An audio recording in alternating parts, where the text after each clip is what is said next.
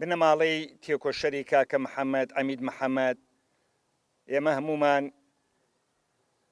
بە ناوی هەموو ئەو بەڕێزانی لێرەن بە ناوی سەرکردایەتی یەکێتی نیشتیمانی کوردستانەوە سەرخۆشیتان لێکەین. کاگە ئاسۆ، کاک مەلا سلێمان، کاکە هەردی، مناڵەکانی خزمانی قەرەبەگ و هەموو تێکۆشەرەکانی یەکێتی.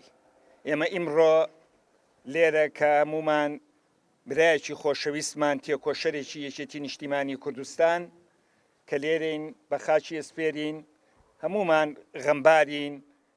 لێرە ناتوانین هەموو تەمەنی و هەموو ژیانی کاکە محەممەد لێرە بە چەند قسەیەک تەواو بکەین.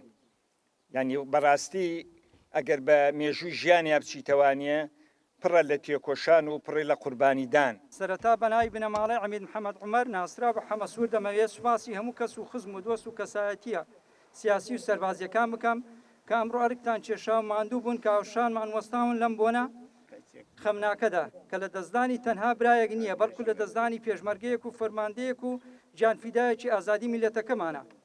دەمەوێت لێرەدا سەرتان بۆ ڕابکێشم کە ئەمین محەممەد تەنها برایەک بۆ من و ڕۆڵەیەکی ئەم بنەماڵەیە نەبوو، بەڵکو ڕۆڵەی ماڵ بە ماڵ و گوند بە گوند و بیست بە بیست ئەم نیشتیمانە بوو. چونکە بەهاتنە دنیا ئەمید محەممەد تەنها ڕۆڵەیەکی کورد زیاد نەبوو بۆ کوردستان، بەڵکو پێشمەرگەیەکی قارەمان زیاد بوو کە تەواوی تەمەنی بەخشیە بەرگریکردن لە نیشتیمان و وەستانەوە دژی زوڵم و ستەم و داگیر کرد.